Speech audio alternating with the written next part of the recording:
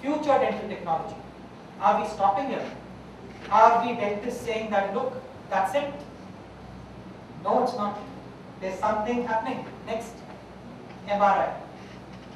Work in progress. A dental MRI will probably be launched somewhere in the world in the next 3 years. We don't want to be second to the medical guys, medical MRIs, too much of exposure. So we will probably have our own dental MRI. You can see a lot of research papers, lot of activity taking place.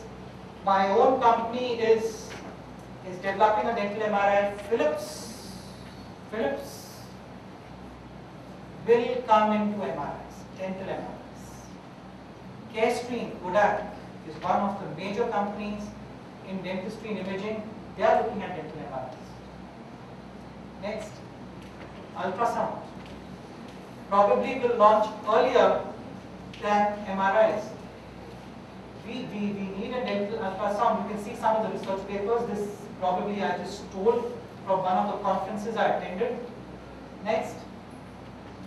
And I can tell you what does the probe look like. The probe looks like a transducer. Why a transducer? Because this is driven by compressed air, and our dental chairs need compressed air to run. So the probe is a transducer. Next, some of the articles from Japan, from the dental institutes, where they want to look into the evaluation of tongue motor biomechanics during swallowing. Next. So now you have seen that majority of the fields probably which you can pick up are represented in dental industry. You have seen that multinationals like Sirona, like Kodak, like Philips, like I don't know, there are many others are entering into this field. You know that corporate dental chains like Vasans, Narayan Hridayalaya, Apollos are flooding the dental scenarios. What will happen? We will have large numbers of equipments, dental equipments in this country. And the sad part is we don't have the right engineers to look after them. And the engineers have to come from within you. And for that you need to be convinced. You need to be convinced that number one, this is not a non-glamorous field. I'll tell you a small little example. I attended a medical radiology conference from 5 years ago because a lot of medical radiologists buy our equipments. And one of the big medical radiologists, he asked me, Ashish, so how do you feel being a part of medical radiology? You have oral radiology and you have medical radiology. So how do you feel? So I told them that I feel good. It looks big, but frankly, from the industry from where I come, which is glamorous, which is high tech, I feel the medical guys are still 20 years behind. This is what I personally feel. It's very, sometimes you feel it's too bossy, medical industry. And I can understand your frustration when your own colleagues are taking jobs in the IT sector, when they have, they have a very good lifestyle. Probably they are partying at night. That's because the medical radiology is changing and they need to change. But we have already changed. We have already changed. The dental industry is changing. The medical groups are coming with us. The medical sciences are changing.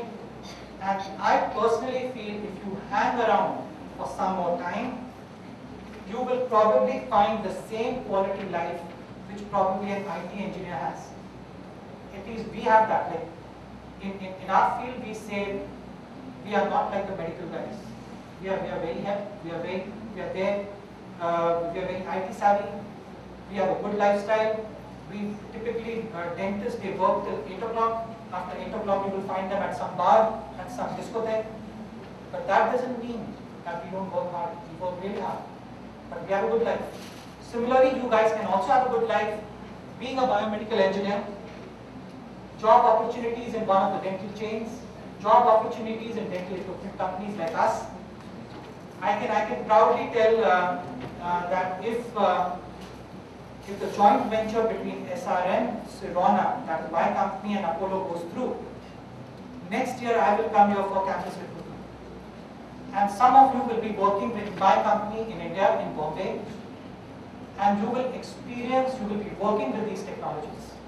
I think Dr. Amburaj, we had two of your students yesterday at Apollo, right? They are attending, sir. They are attending. So they have witnessed an installation of CBCT at Apollo Chennai. Two others will be witnessing the same in Apollo Delhi, correct? Okay. At some point in time. Yes, Yes, and we are setting up a center of excellence. So scope to work in dental equipment companies, dental tourism, running parallel with medical tourism. So if dental tourism comes in, dental hospitals will come in, so biomedical engineers in hospitals. Research in nanotechnology coming up, it's coming up. Stem cell research, R&D with dental imaging companies. I place imaging companies last because I feel biomedical engineering is reduced to imaging and nothing else. And that's not the truth. That's not the truth. Next. So with this I end my presentation, and I call this is just the beginning. This is just the beginning. In case you want to catch me, the best point is Facebook. I'm there on Facebook, you can add me on Facebook. I feel this is a medium which is really fast, which is really good. So I'm always there. I think I have already 25 to 30 students from SRM on my Facebook account. Feel free. And obviously my personal email ID is also there. So thank you so much for a relatively patient hearing. I hope I've been able to present my industry. I hope I've been able to probably cause some kind of a paradigm shift, probably instill some kind of confidence that look, you guys can have a good life.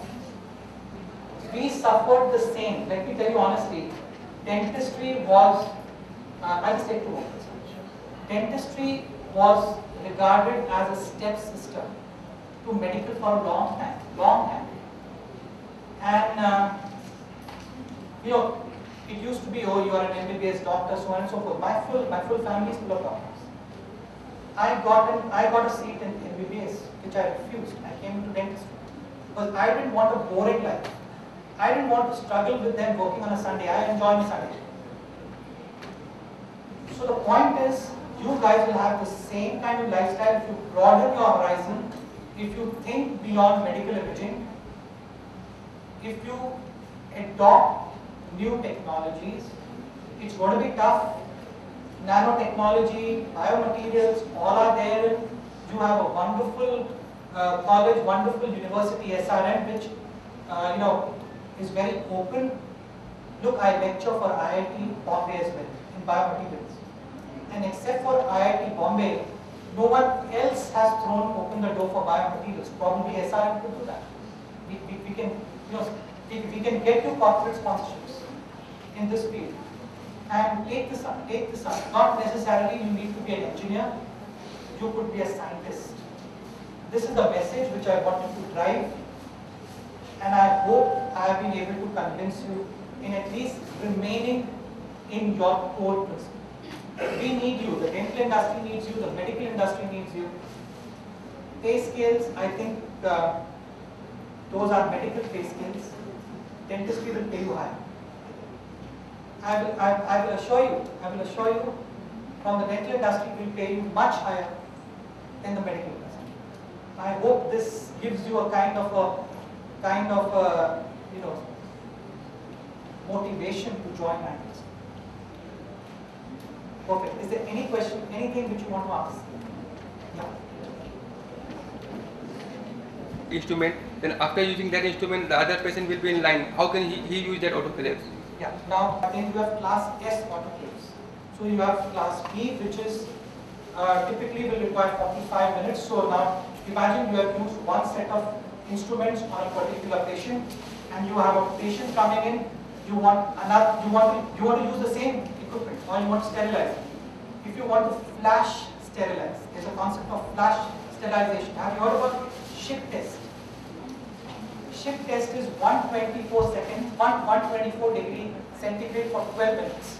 And then you have something like this, which is 134 degrees for 28 minutes. So suppose you want to reuse a particular equipment on the next patient, you will rekindle the Schick program on the class B, and in flat 12 minutes you will get that equipment out. But typically what you're supposed to do is you should maintain at least 3 to 4 sets of these equipments. They're not very costly. And once you are done with 1 or 2 patients, wash them, put it in sterilizer, and reuse them. The big hospitals would have 3 or 4 sets. So you typically won't use the same equipment for the next patient, but if you want to use it, it takes 12 minutes with a flash sterilization cycle. And one more question, sir. Sir, previously you told the intake of Pepsi, the intake of Pepsi is stopped, right? So it means that tender industry, sir. Yeah. But the Pepsi is harmful for the animal, sir. Yeah. Sir, if sir, in a week, sir, how many bottles of Pepsi is not harmful for animal? This is stuff. You know, you ask me how many pegs of whiskey are dangerous to your health. I can probably answer that. But talking about how many bottles of Pepsi, no. It's not bottles of Pepsi. It is what is the action of Pepsi on tooth, Persian and bone. There are 2 issues. So what happens is Pepsi is acidic. Correct? Yes, sir. So if it is exposed to either the tooth or the bone for a prolonged time, it will chip off your enamel. Correct? In ladies, it causes osteoporosis as well. So that's why they say it's not, avoid Pepsi, but number of bottles, I think it's probably I would say you shift to whiskey. You have 2 kinds of whiskey, and that's per day. You should be fine.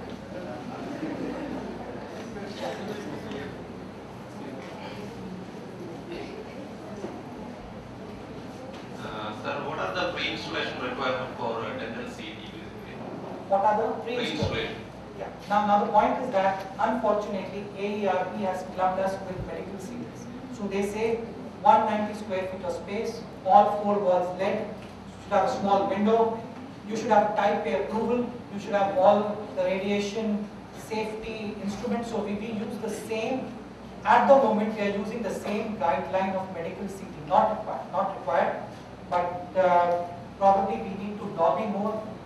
We need more companies to come forward, and then the conditions will probably be more favorable to us. But at the same time, at this point in time, same conditions, 190 square meters of space, 4 lead walls, glass door, so on and so forth.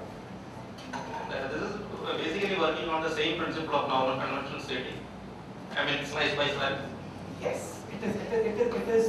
See, it's a cone beam. So what it does is it takes multiple slices, and then it stitches together. Okay. So in that way, it is making the 3D image. It's making the 3D. It's an algorithm. So it's making, I think, roughly 200 shots, and 200 shots in 14 seconds with a parallel dosage. So every second is not a dosage. So it's pulsed. So you get an exposure for 7 seconds, 200 shots, and then it's stitched by an algorithm. So it's typically, see, there's a difference between fan beam and cone beam. I think this is where you're coming from. Fan beam is what is used in medical CT. Fan beam moves in a very different rotational movement. Cone beam is just, as I said, a beam of cone. It is less harmful, but the principles remain the same.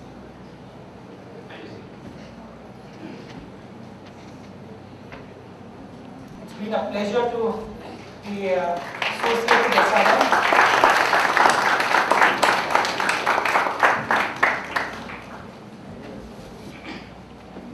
Full of zeal and valuable information. Now I'd like to request Mrs. T. Jayanti, Assistant Professor, Senior Grade of our department, to kindly present a memento to Dr. Ashish. Thanks. Actually, I also really enjoyed.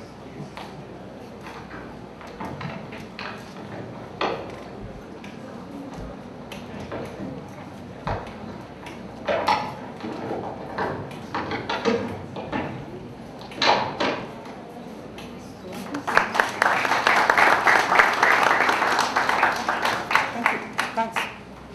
Now we have a small tea break for 10 minutes. Please assemble outside.